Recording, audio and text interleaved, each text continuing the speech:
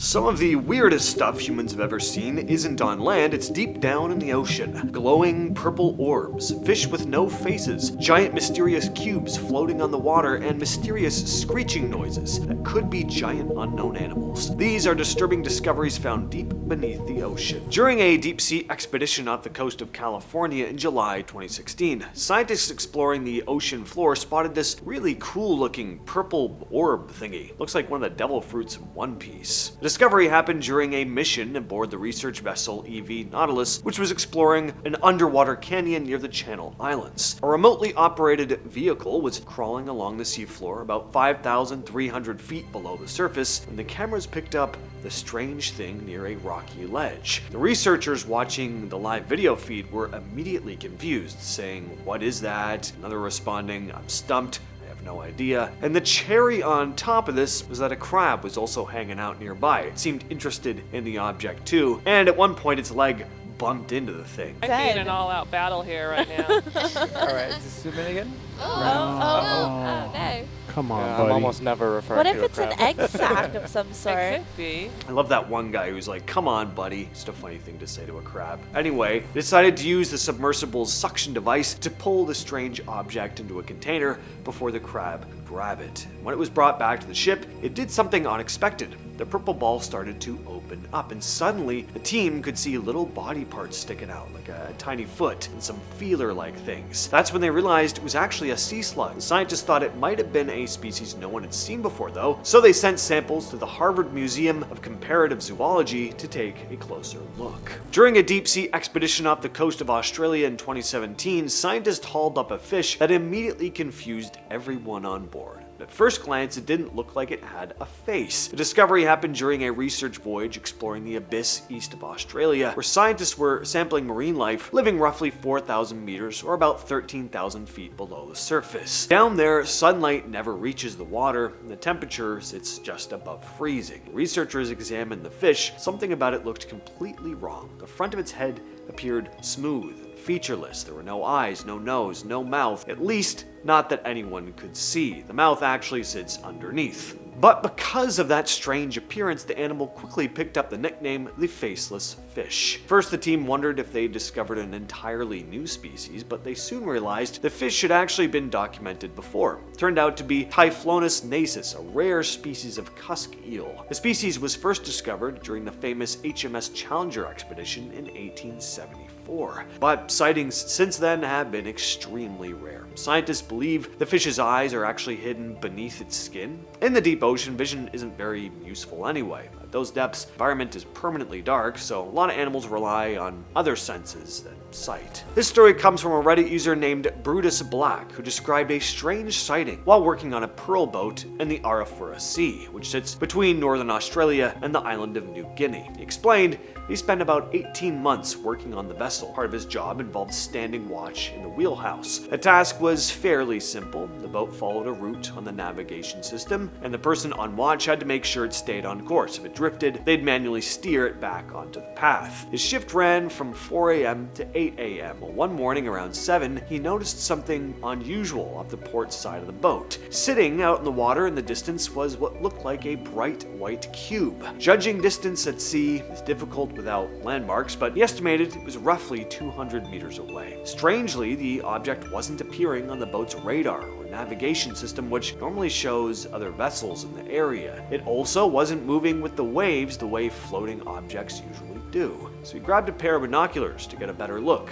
Through the lenses, he could clearly see that the object had sharp edges and a square shape, confirming it really did look like a cube. Based on how large it appeared through the binoculars, he guessed it might have been about the size of a van. Later, the crewmate coming on shift brought him a coffee and saw the object as well, so he wasn't imagining it. Years afterward, when videos of the Pentagon's Tic Tac UFO sightings were released, the descriptions reminded the Reddit user of that strange white cube. In August 2023, scientists exploring the deepest part of the Baltic Sea came across something they really didn't expect to see. Their instruments started picking up huge plumes of gas rising from the bottom of the ocean. The leak was coming from a place called Landsort Deep, which is the lowest point in the entire Baltic Sea, about 400 meters or 1,300 feet below the surface. When researchers scanned the area with sonar, they realized this wasn't just a small vent. vent. The methane was bubbling out across an area about 20 square kilometers. What was really odd too was how the gas behaved once it left the seafloor. Normally, methane released deep in the ocean dissolves into the surrounding water long before it gets very far, but here, the bubbles were rising almost the entire way to the surface. Researchers expect methane bubbles to travel maybe 50 meters upward before disappearing. Instead, the plumes were climbing around 380 meters, stopping just a few dozen feet short of the surface. That shouldn't really happen at that depth. One theory is that the Baltic Sea has an unusually thin layer of methane-eating microbes. Normally, these bacteria act like a natural filter, consuming up to 90% of methane before it escapes, but here, the layer is only a few centimeters thick, meaning far more gas may be slipping through. Exactly what's causing the leak? That's still unclear. Off the coast of Long Branch, New Jersey, about 5 miles out and 90 feet underwater, there's something you definitely don't expect to see on the ocean floor: 2 full-size steam locomotives from the 1850s, sitting upright side by side. You can still make out the wheels and boilers through the rust and marine growth, which is pretty cool considering they've been down there for over 160 years. The first clue of the engines came in 1985 when diver Paul Hepler was surveying the seafloor with a magnetometer. He kept getting massive metal readings. When he went down to check, he realized what he'd been picking up were 19th century locomotives. As for how they got down there, no one knows. There are no records of them being shipped, lost at sea, or involved in any accident, and there's no nearby wreckage. One theory is that they were being transported by boat along the east coast and somehow ended up overboard, maybe during a storm, but honestly, that's just speculation. This next story comes from a Reddit user named Do Exercise 2751, who wrote, "Submariner here. I was a sonar technician, and we were out on a mission and had the towed sonar arrays out. We were deep,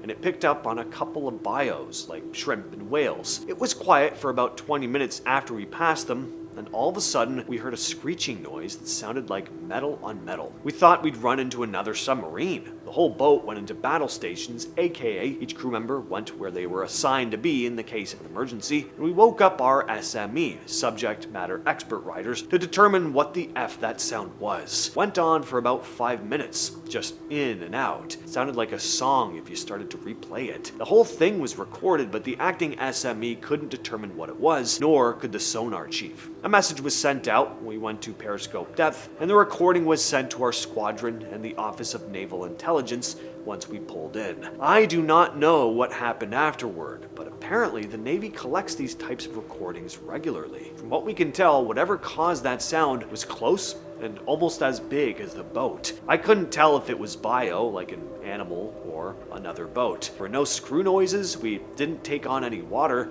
and we surely didn't hit anything. To this day, I still don't know what it was. Everyone was sure it was a bio, most likely animal we never discovered. At the time of this occurrence, only military submarines were capable of going that deep, so individually, we ruled it out as anything mechanical. Look at this incredible footage. What is this place? Is it some kind of lost ancient city now submerged underwater? Well, unfortunately not, but the story behind it is still really cool. What you're looking at here is the Neptune Memorial Reef, known as the world's first underwater cemetery. It sits off the coast of Florida. Instead of just scattering ashes in the water though, families can have them mixed into the concrete structures that make up the reef, which are sculpted into these beautiful columns and statues. Over time, these memorials then become homes for coral and fish, so they end up contributing to the ecosystem. It was built in the 2000s by the Ocean Research and Conservation Association. It's been growing ever since as corals colonize the sculptures and fish make their home in the nooks and crannies. In 2024, researchers discovered something completely unexpected deep in the Pacific Ocean: oxygen being produced without sunlight way down on the ocean floor. Kinda crazy, because everyone learns that oxygen comes from plants and algae using sunlight. So hearing that it can come from the deep sea and pitch black, it's kinda hard to wrap your head around. Scientists were studying mineral-rich rocks called the polymetallic nodules, scattered across the seafloor in an area known as the Clarion-Clipperton Zone. These nodules contain metals like manganese, copper, nickel, and cobalt, the same stuff people want to mine for batteries. Researchers analyzed samples. They found that the nodules were actually producing oxygen in total darkness. In lab experiments, the minerals seemed to behave almost like tiny natural batteries, splitting water into oxygen and hydrogen, again with no help from sunlight. So scientists dubbed this dark oxygen. If this is happening in the ocean here on Earth, could be happening in other places too. And by that I mean other planets, even ones possibly with no light at all. With all of that said, that has been the video for today, and I will catch you, yes you specifically, in the next one.